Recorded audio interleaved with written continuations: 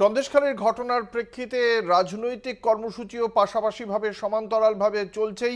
একদিকে যেমন আমরা দেখতে পেয়েছি ভারতীয় জনতা পার্টি, সিপিএম এবং কংগ্রেসকে দেখেছি, বিরোধী রাজনৈতিক দলগুলোর মধ্যে আজকে আইএসএফ ও বসিরহাটের এসপি অফিস রয়েছে, সেই এসপি অফিস ঘেরাও কর্মসূচি করছে তারা।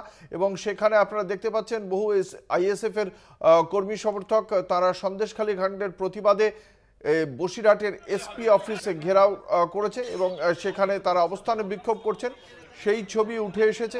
এর আগে আমরা দেখেছিলাম ভারতীয় জনতা পার্টির পক্ষ থেকে বিজেপির রাজ্য সভাপতি এবং বিরোধী দলনেতা বিভিন্ন সময় তারা সন্দেশখালীতে প্রবেশ করতে গিয়ে বাধাপ্রাপ্ত আটকে পড়েন এবং তারপর তারা সেই বিষয়টি নিয়ে কলকাতা হাইকোর্ট থেকে শুরু করে সংসদ প্রত্যেকটি জায়গাতেই তারা তাদের ক্ষোভের কথা জানিয়েছেন।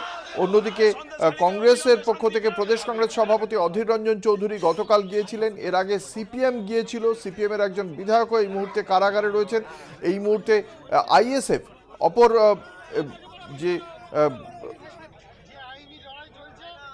আমাদের সঙ্গে রয়েছেন আমাদের প্রতিনিধি সঞ্জিত চক্রবর্তী। সঞ্জিত, বসিরহাটের এসপি অফিসের সামনে এই যে আইএসএফ এর ঘেরাও কর্মসূচি কখন থেকে শুরু হয়েছে, কি কি দাবি রয়েছে আইএসএফ এর পক্ষ থেকে? নওশাদ সিদ্দিকী এসেছেন কি? না দেখো, প্রথমেই বলি তোমার আইএসএফ সুপ্রিমো নওশাদ সিদ্দিকী আসেননি।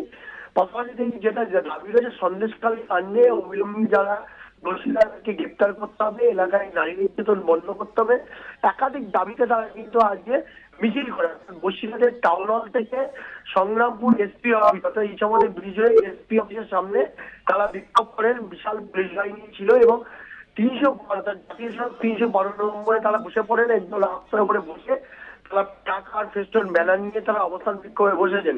তাদের মূলত দাবি, যা বিশেষ করে এই রাজ্যের তাদের যে আইএসএফ সাধারণ সম্পাদক এমডি কুতুবুদ্দিন তিনি বলেন, তার নেতৃত্বে এই মিছিল টাকার ফেস্টন নিয়ে তিনি বলেন যে সন্দেশখালী কাণ্ড নিয়ে নীল নকশা তৈরি করেছে শাসক দল, যাতে মিডিয়ার ফোকাস ওখানে ঘুরে যায়।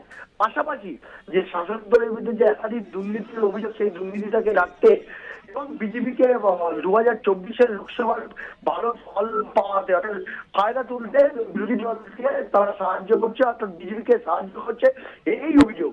পাশাপাশি এটাও তিনি অভিযোগ করে যে সন্দেশখালীতে যেভাবে ঘটনা ঘটেছে তাদের অবিলম্বে তাদের একটা তদন্ত করতে হবে। এমনকি এই ঘটনার সর্বোচ্চ বিচার ব্যবস্থার উপরে তিনি করে বলেছেন যে তারা এই বিষয়টা বিচার করে দেখুক।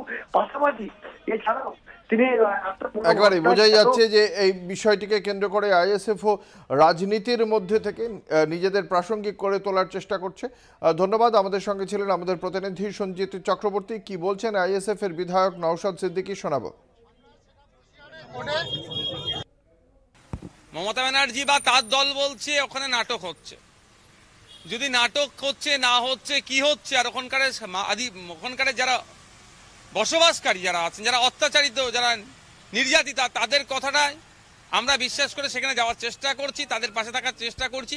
পুলিশ, রাজ্য সরকার পুলিশকে দিয়ে আমাদেরকে আটকাচ্ছে। কারণটা কি? নিশ্চিতভাবে বিরোধীরা গেলে হয়তো আরো কিছু ভয়ঙ্কর তথ্য জনমানুষে আসবে। যদি কোনো বিরোধী গিয়ে ওখানে উত্তপ্ত করে তাদের বিরুদ্ধে আইনত ব্যবস্থা নিক না, সেখানে তো আমরা বলছি, কিন্তু আইনত ব্যবস্থা নেওয়ার প্রশ্নই আসছে না। কারা উত্তপ্ত করানোর জন্য যাচ্ছে না, তাদের সাথে যে অন্যায় হয়েছে, তারা যে এখন আতঙ্কিত, তাদের পাশে থাকবো, তারা যাতে নাই পায় তার জন্য তাদের পাশে যাওয়া হচ্ছে।